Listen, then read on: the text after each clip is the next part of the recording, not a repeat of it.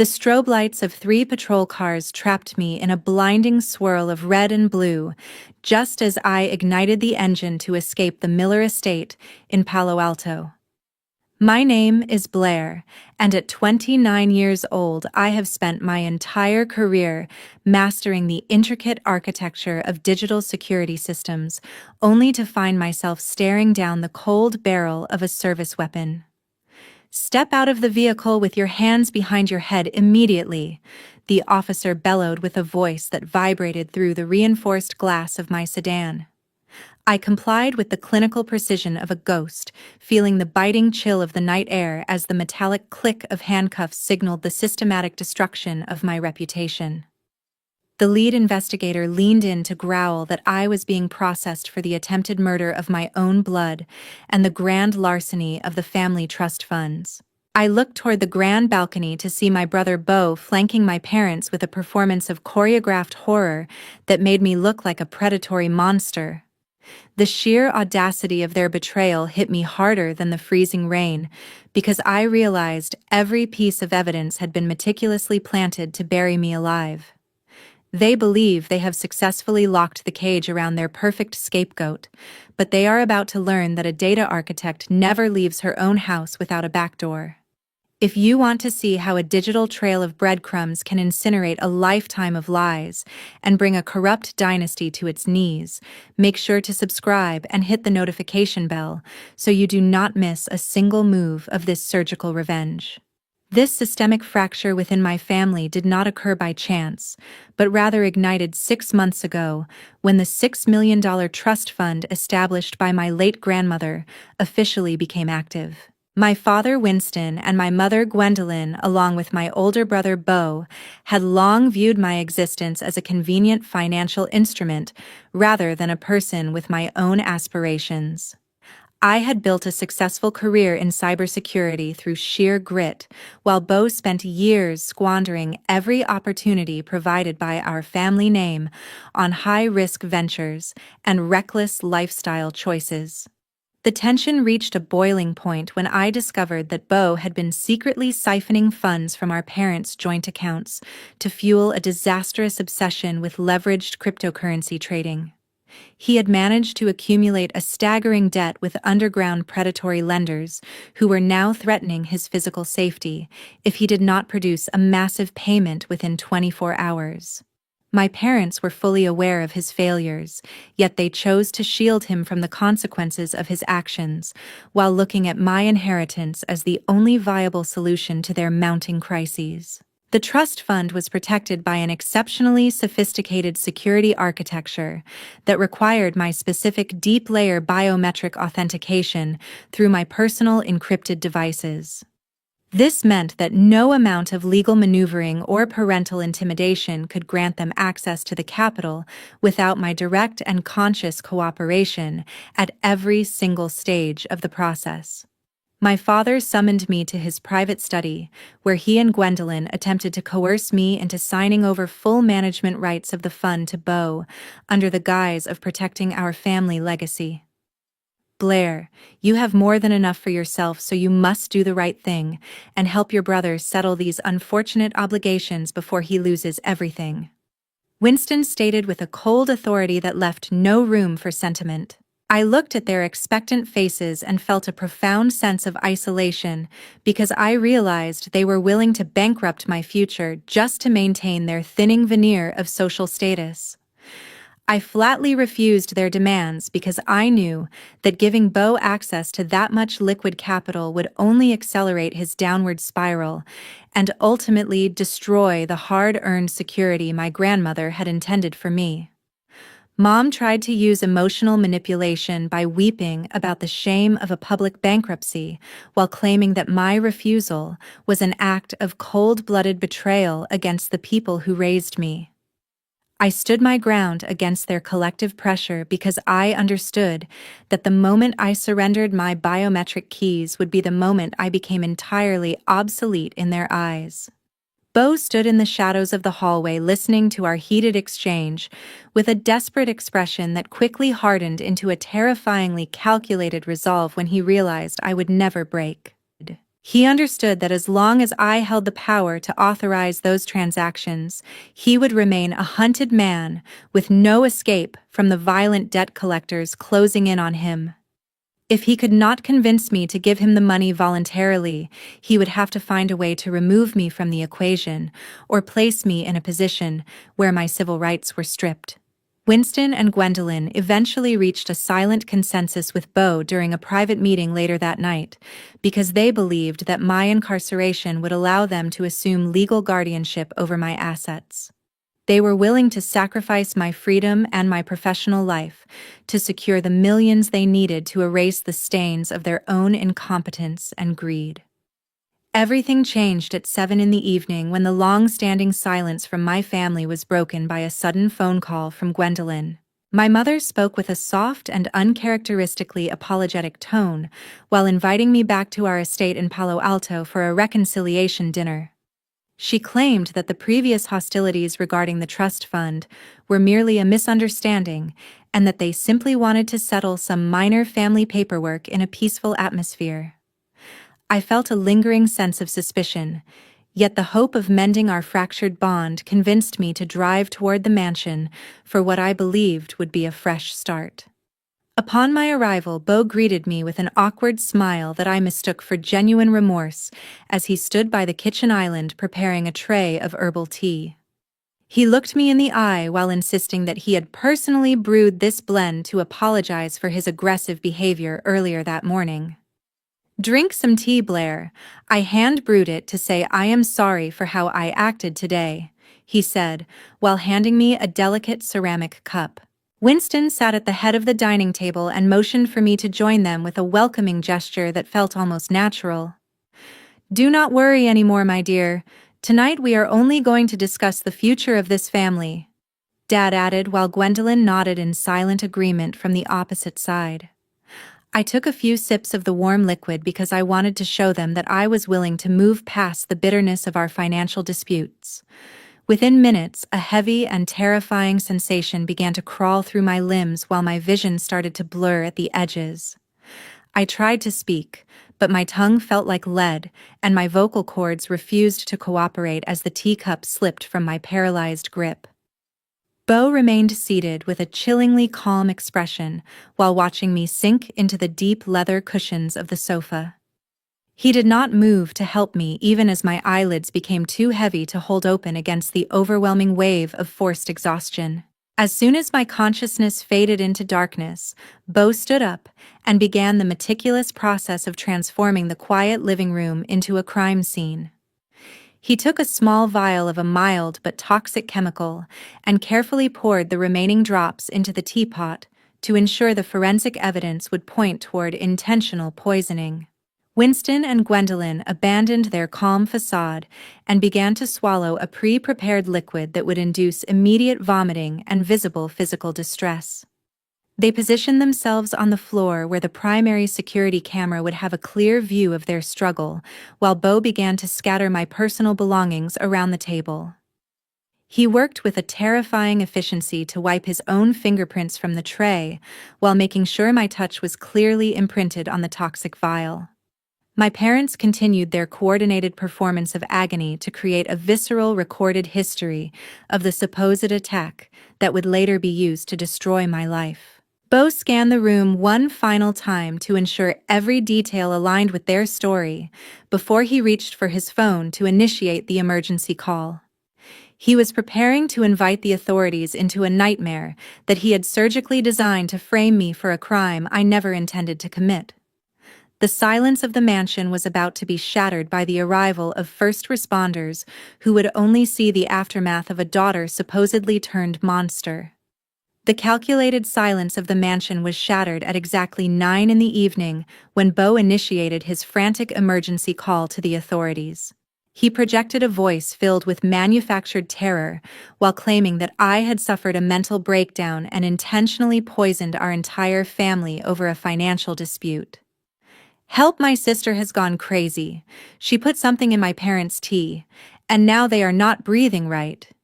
He screamed into the receiver with a performance so convincing that it would later chill me to the bone. While the sirens grew louder in the distance, Bo moved with a chilling efficiency to finalize the physical evidence that would seal my fate. He had already used my limp and unconscious hand to firmly grasp a small vial of highly concentrated toxic substance while I was trapped in a drug-induced coma. By pressing my fingers against the glass and the hidden lining of my personal work bag, he ensured that my unique biometric markers would be found at the center of the crime scene. He then took my smartphone and forced my thumb against the sensor to authorize a massive wire transfer of $1 million from my trust fund to an untraceable offshore account. This digital trail was designed to provide the prosecution with a clear motive of greed to supplement the physical evidence of the attempted murders. The police and paramedics arrived to find a scene of absolute domestic chaos that had been surgically staged to maximize the appearance of my guilt. Winston and Gwendolyn were being lifted onto stretchers while they continued their agonizing performance for the benefit of the responding officers' body cameras. My father gripped the side of the gurney while staring at my unconscious form with a look of profound betrayal that felt more painful than the sedative in my system. "Why did you do this to us, Blair? Was the money really more important than our lives?" Mom cried out as she was wheeled toward the waiting ambulance in a display of theatrical grief. The lead investigator immediately secured the perimeter while Bo pointed toward my bag with a shaking hand that hid his true satisfaction.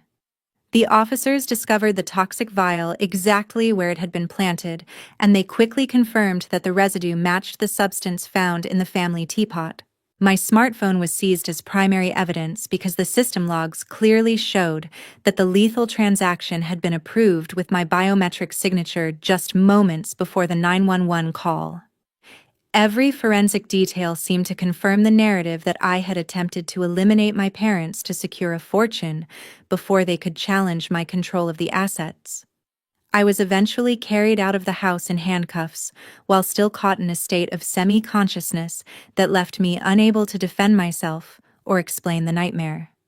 The authorities did not see a victim of a family conspiracy, but rather a cold-blooded analyst who had used her technical skills to facilitate a murder for profit.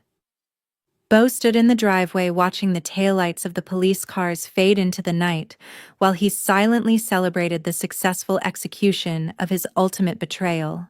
He had managed to turn my own biological identity against me by using my fingerprints to sign my own death warrant in the eyes of the law. I regained consciousness at 11 in the evening within the cramped and sterile interrogation room of the Palo Alto Police Department. The overhead fluorescent lights hummed with a maddening persistence while a sharp pain throbbed behind my eyes from the lingering effects of the sedative. My memories were a fragmented blur of a dinner that had started with reconciliation and ended in the metallic click of handcuffs against my wrists. A heavy silence filled the small concrete box before a man in a rumpled suit entered and dropped a thick manila folder onto the steel table with a resonant thud. Detective Miller did not offer any comfort, but instead began to display a series of still images captured by our internal security system. The wide-angle lens showed my silhouette moving toward the dining table while holding the ornate teapot that had been identified as the source of the toxins. I watched my own body perform actions that I had no conscious recollection of, while the detective pointed toward the precise moment my parents collapsed in agony. "We have the video evidence, we have your fingerprints on the vial, and we even have the digital logs of a wire transfer approved by your hand, Blair," he stated with a cold certainty that made my blood run cold. He leaned forward to invade my personal space while claiming that both Winston and Gwendolyn had already provided official statements from their hospital beds. "Do not bother trying to deny it anymore because your own parents have confirmed you were the one who served them those toxic cups of tea," he added with a huff of cynical disgust. The weight of their coordinated perjury felt like a physical suffocation, because I realized they had effectively used my own biological identity to construct a prison around me. Every piece of biometric evidence seemed to confirm a narrative of a greedy daughter attempting to eliminate her family to secure a massive inheritance before it could be contested. During a brief recess, my defense attorney arrived, accompanied by my close friend Jordan, who had managed to bypass the standard restrictions to deliver a crucial technical update. Jordan was a brilliant systems engineer and had been the only person I trusted enough to share the secondary administrative access codes for the Palo Alto estate. He leaned in to whisper that he had successfully initiated a deep-layered data recovery from the Smart Home Central Hub, while the police were busy processing the physical crime scene. His message was brief, yet vital, as he reminded me that the redundant security protocols I had installed months ago were still recording heart rate and skeletal movement data. I looked at the grainy footage again and suddenly noticed the unnatural stiffness in my gait, while my arms moved with the jerky precision of a marionette being guided by invisible strings. The camera had captured a wide view of the room, but the low resolution failed to show that Bo had been standing just out of sight while guiding my limp body toward the table. I realized that the prosecution was relying entirely on surface-level visual evidence, while ignoring the biometric anomalies that only a specialist in data architecture would think to examine. I took a deep breath to stabilize my racing heart while formulating a plan to force the investigators to look beyond the staged performance of my supposed crimes. I demanded that the detective retrieve the raw sensor logs from the biometric scanners instead of relying on the edited video clips provided by Bo. I explained that a high-level security professional like myself would never leave a system without a secondary audit trail that could prove the physical state of a user during a transaction. The interrogation was no longer a simple criminal inquiry, but had transformed into a high-stakes battle of digital forensics, where the truth was buried beneath layers of malicious code and family betrayal. I sat perfectly still while watching the detective's skepticism begin to waver under the absolute pressure of my technical authority as I prepared to dismantle their perfect trap piece by piece. The harsh reality of my situation began to shift early the next morning, as the morning sun filtered through the narrow windows of the police station. I was no longer a confused victim of a family conspiracy, but a tactical analyst ready to use my own body as the primary source of evidence. I requested the investigative team to grant me administrative access to the synchronized health data stored within my encrypted smart ring. Look at this heart rate chart, Detective Miller, because a person in a deep coma with a pulse of 45 cannot physically stand up to transfer funds, I stated while pointing to the flat, rhythmic line from the exact moment of the crime. The biological data proved that my nervous system had been completely suppressed by a powerful sedative at precisely 7:15 in the evening. This initial layer of biometric truth was only the beginning of the systematic deconstruction of the lies Bo had meticulously crafted. I moved to the second layer of evidence by retrieving the spatial sensor logs from the Smart Home Central Processor located at our Palo Alto estate. These sensors were designed to track mass and movement throughout the house to optimize climate control and security. The logs showed a mass equivalent to my body weight being dragged across the floor from the sofa to the private study by a second person. This spatial data created a physical trail of my movements that perfectly aligned with my state of unconsciousness, while contradicting the edited video footage. The most devastating blow to their narrative came from the high-resolution thermal imaging cameras that I had secretly installed behind the decorative wall panels. Unlike the standard visual cameras that Bo had tampered with, these thermal sensors recorded heat signatures that remained untouched by his basic editing software. The footage revealed a glowing heat silhouette of Bo, holding my limp hand to force my fingerprints and iris onto the biometric scanners. Bo forgot that thermal cameras do not require light to record the absolute truth about his actions during those missing hours, I added, while the detective watched the screen in stunned silence. The heat signatures also exposed Winston and Gwendolyn walking with perfect coordination throughout the house, while I was supposed to be attacking them.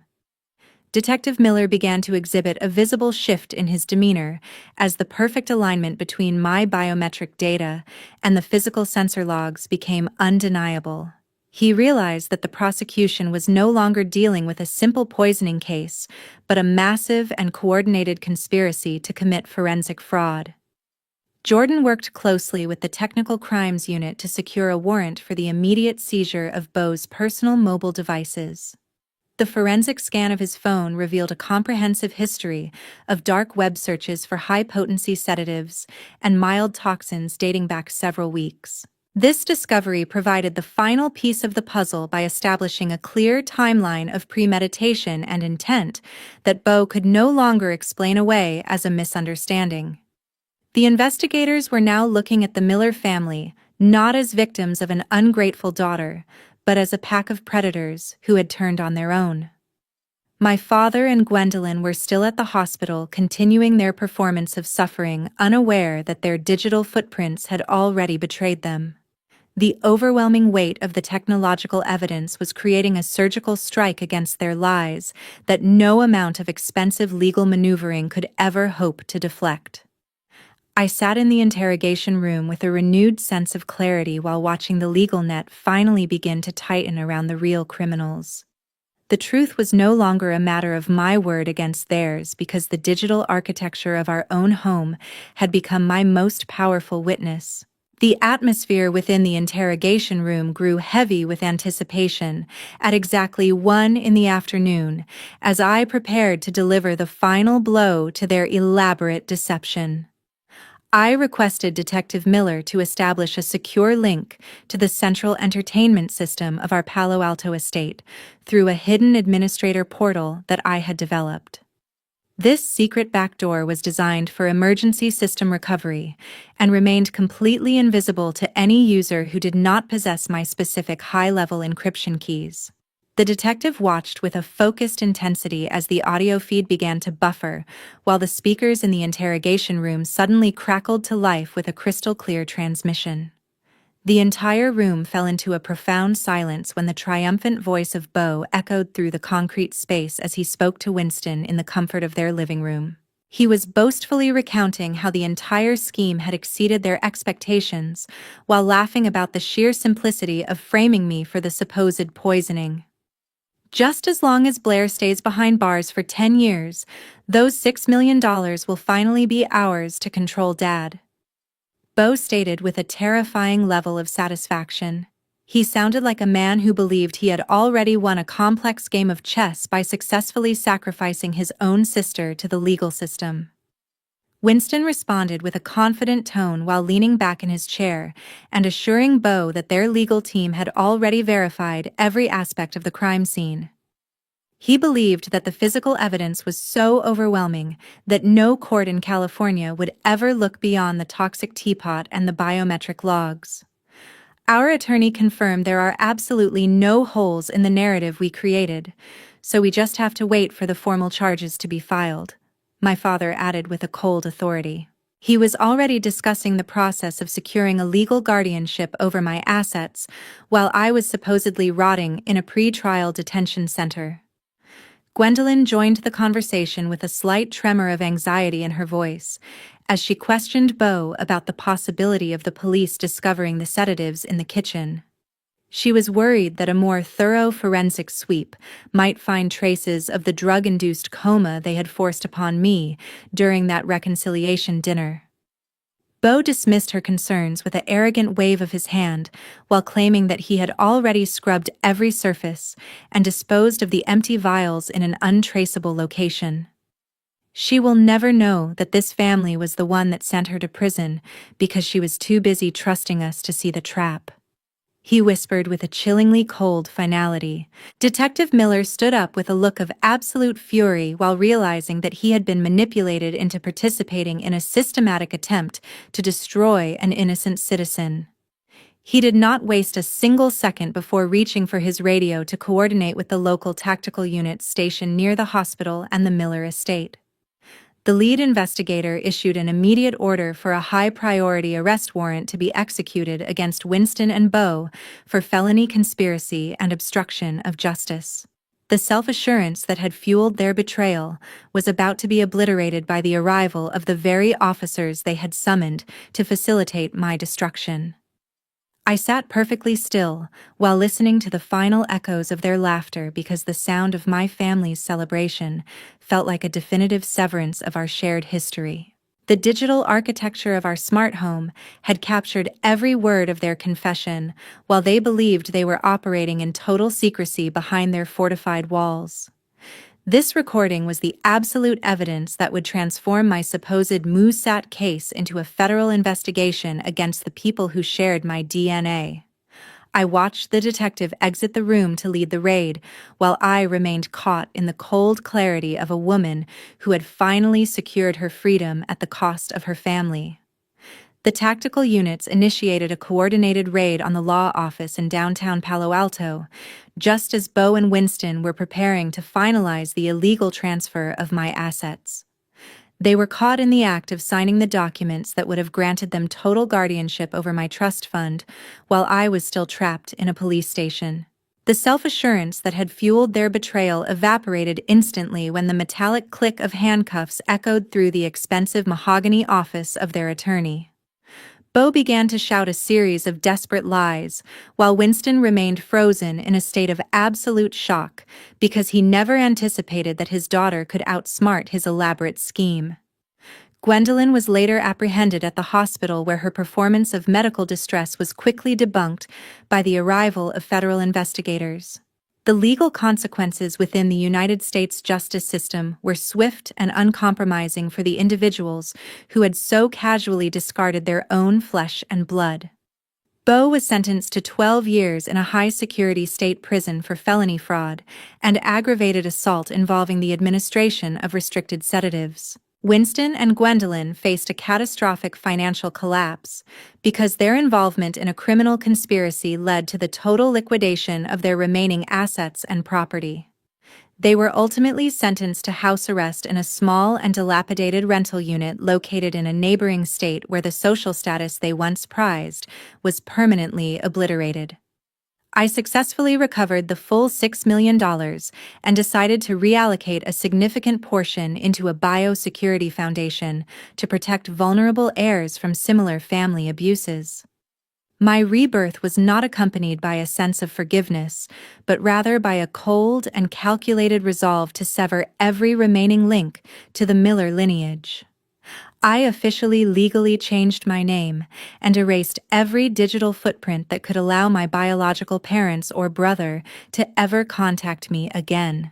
I have become significantly more controlled and detached in my social interactions because the betrayal taught me that trust is a luxury I can no longer afford to squander.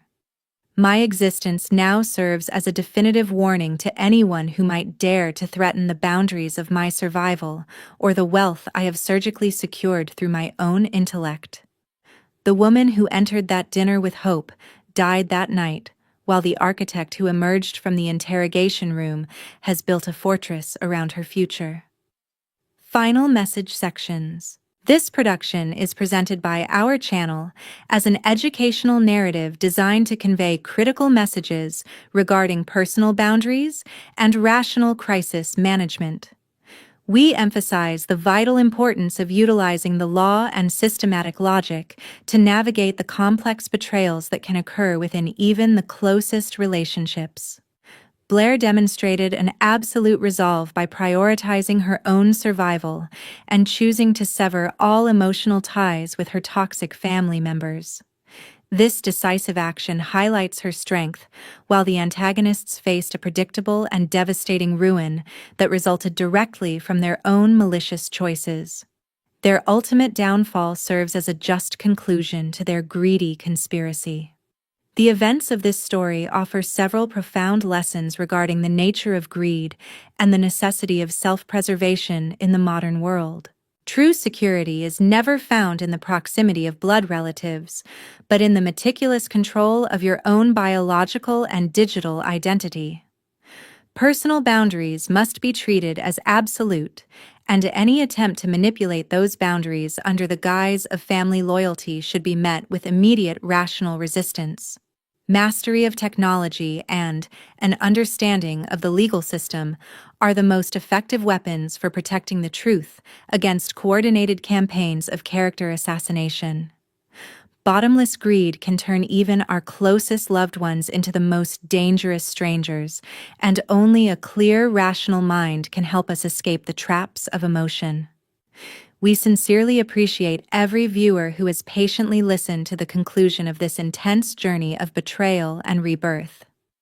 Your support and engagement are truly valued as we continue to share stories of resilience and justice.